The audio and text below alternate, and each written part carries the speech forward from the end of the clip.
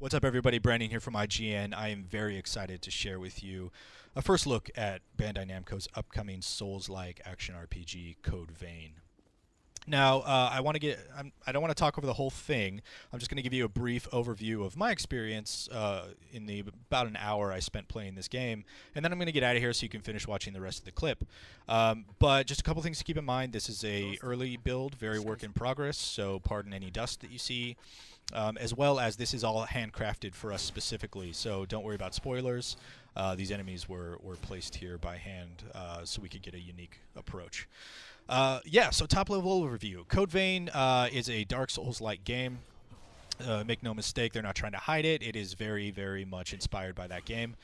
Combat, as you can see, plays out very similar to Dark Souls, and if you're familiar with either Dark Souls or the Bloodborne series, I feel like it falls somewhere right between those two. It's a little faster than the early Dark Souls. Dark Souls got faster as it went along, but it's not quite as fast as Bloodborne. And it feels good. Combat feels great. Dodging moves, incoming attacks, stringing together moves and combos. Everything feels very precise. It's not very floaty at all. I really enjoyed it coming from the Soulsborne series. There's a lot to like here. I think the other thing that they're doing that might be the most obvious right off the bat is the fact that you have another player with you. It's not actually another player. Lewis here is a AI co-op companion who runs through the world with you, and you can bring different characters and they all do different things. Lewis actually revives you when you get killed. You get like a last chance ditch effort. He can cast a spell that brings you back. So he's super handy to have around. He's also a great distraction for enemies who, if they turn around, you can actually start beating on them from behind. So really nice utility thing here. You don't have to bring them in. You can play the entire game alone if you want to. Having said that, difficulty is what you expect in a Soulsborne game, so Code Vein seems like it's honoring that tradition. A little overview of the story. It is a post-apocalyptic world where these yellow things here on the left that you're looking at are called the Thorns of Judgment. They sprouted up all over the world, essentially creating a catastrophe that ended the world as we know it. The guys you're fighting here are called the Lost, and I don't know if that's a faction or a race, but they all popped up after these things came out of the ground and really just sort of destroyed the world as we know it. The other side of that is you. You are a revenant. You're sort of this blood-cursed creature who, at the expense of losing all of your memory and having this constant thirst for blood, you have crazy power and you can do all kinds of vampire-like abilities. Chief among those are the gifts. If you look down at the bottom right hand of the screen, you see all of those little icons. All of those things do different stuff, and they're cast by using blood charges. Now, blood charges are gained by attacking enemies, doing damage to them. You'll see a small gauge under the number on the left that slowly fills up as you do more damage, and this basically replenishes your blood charges. Now, you can increase the maximum number of blood charges by doing this drain attack, where the character takes his gauntlet and does this swipe, and it hits an enemy and blood fills the screen, and that increases your maximum number of charges. So the gifts down in the bottom right, as you can see here, I'm actually using one right now. It allows you to do all kinds of crazy cool utility-based stuff. The ones on the far right are more about abilities. The ones below them are buffs, more speed, more damage, stuff like that. The gifts themselves seem like a really interesting part alongside this right here, which is the focus system. You can see me turning blue, and you see that blue bar above the stamina gauge. What the focus system does is essentially that. Like, it allows you to modify your attacks so that you can do, big damage. You have a little bit more utility. For example, the uppercut that you just saw me pull off, when you're not in focus gauge, it just staggers the opponent. When you are in focus gauge, it sends them up into the air. And I actually missed it right there, but there was a prompt that appeared on screen that would allow me to do this really cool cinematic drain attack that does big damage. I think it one-shots or close to one-shots everything that I fought so far. And you gain focus by either taking damage or dodging at, I believe it's the last frame of an attack as it's coming toward you. So it seems like this really cool, versatile tool. I'm not 100% sure how it works yet, but the layer of strategy that's there seems like it's going to lend itself really well to players who get good at the fighting system. But yeah, this map was a lot of fun to play. The game itself feels very, very similar in form and function to Dark Souls, with a couple new layers, the new AI companions, the new focus feature, all of the gifts and abilities, and a lot of this is customizable and interchangeable. You can change your weapons. There's a whole arsenal at your disposal. And yeah, the story is going to come down to what is going on in the world right now and what you can do with these awesome vampire-like abilities. I had a lot of fun. I enjoy this map design. There's a lot of secret hidden stuff where you're sort of emphasized to explore, and then plenty of areas, that tried and true method of finding a key to a door, and you unlock that door, and then you find out that's a shortcut, so you don't have to walk quite as far. There's a similar checkpoint system. When you go to a checkpoint, you basically get your healing items back, and you also reset all the enemies. So exactly like a bonfire or a lantern from a Soulsborne game. But yeah, that's my first impressions of Code Vein. I really like it. As a guy who's been playing Soulsborne games for a long time, I am pleasantly surprised with how this handled for about an hour, and I'm happy to report that it was hard. I had a difficult time, especially at the end boss, which I believe we'll be showcasing a little later this month. So yeah, I hope you enjoy this. I'm going to get out of here now so you can finish watching the rest in peace. If you did stick around, we'll have a lot more coming as part of the IGN First at go.ign.com/codevein. So thanks for watching and enjoy.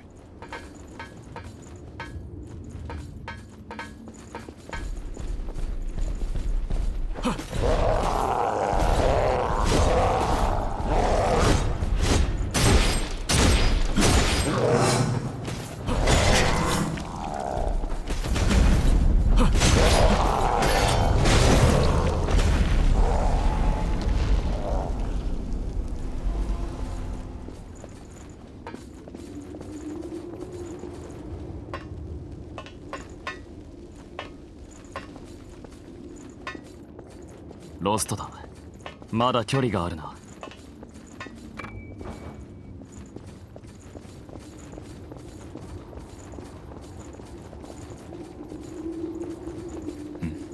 あれは？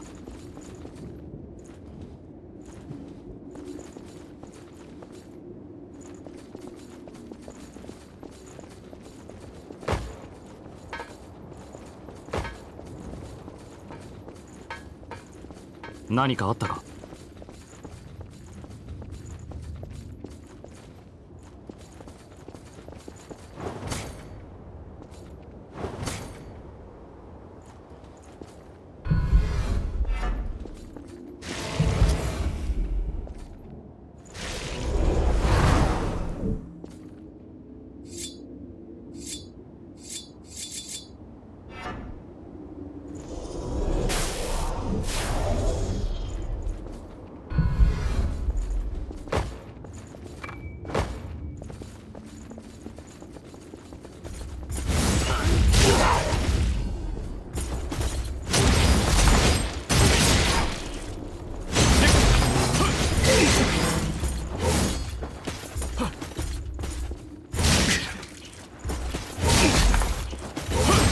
その体力では危険だ。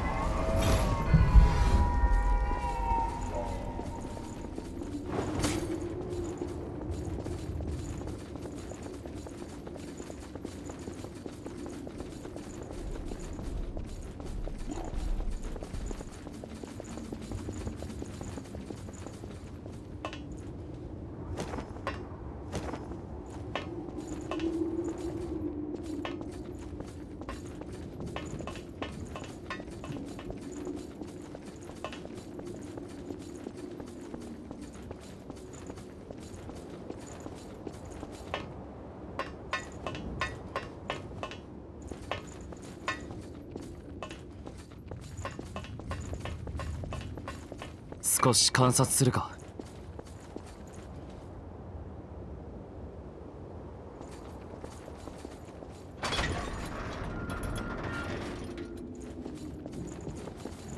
あまり気負いすぎるなよ。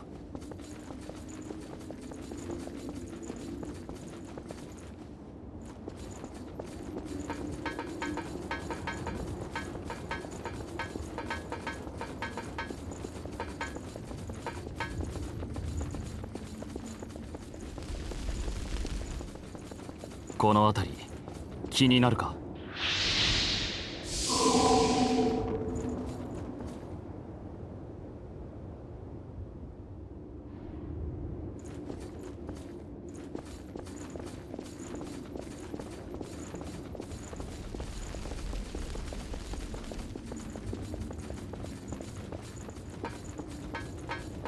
近くに敵だ。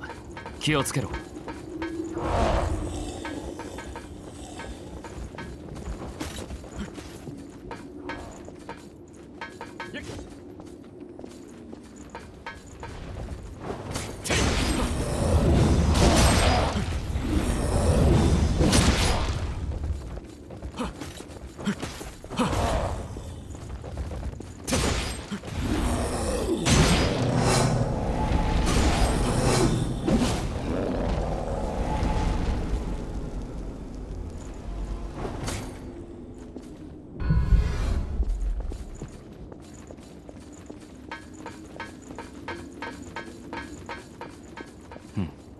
見落としに気をつけよう。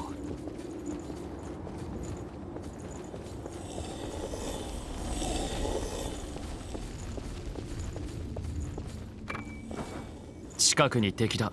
気をつけろ。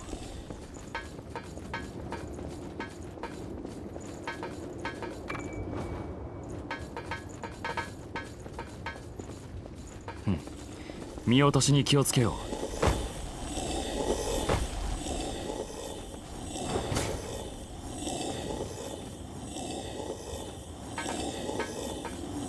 注意しろ。敵だ。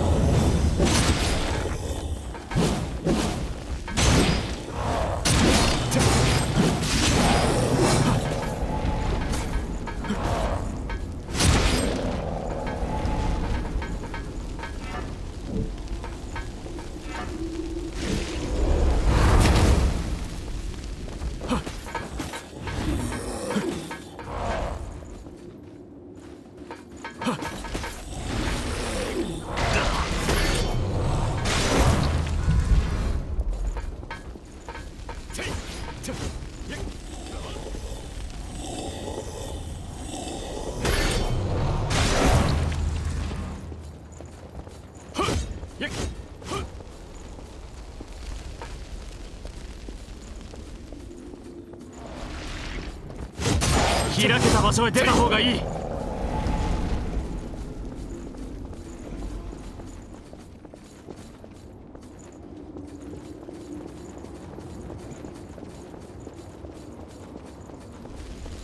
ロストだ。近いぞ。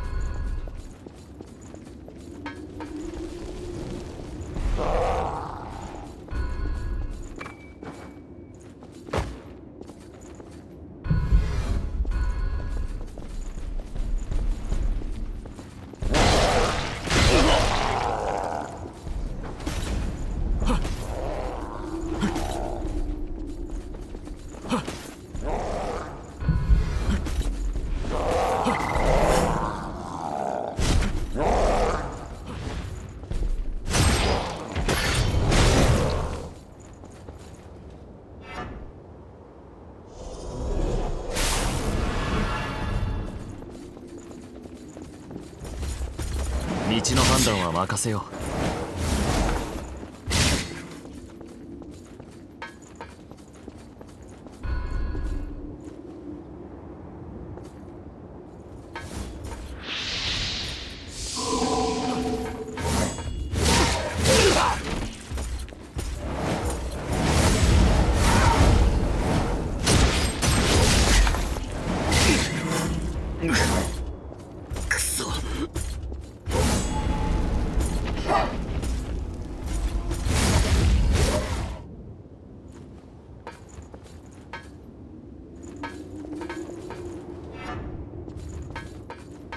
心臓が無事でよかった。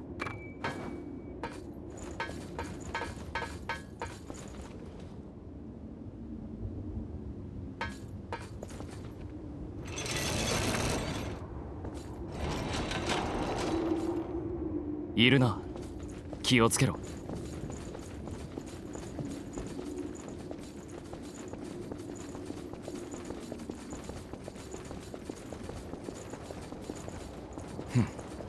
気になるな。こ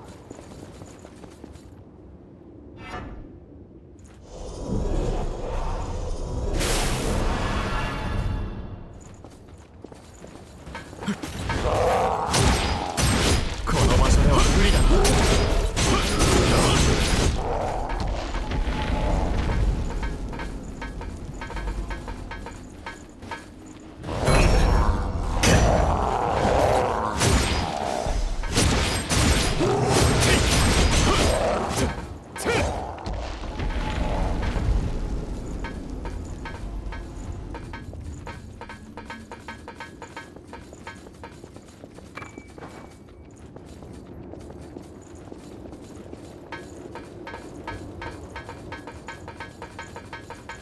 早く開けた場所に出たいところだな。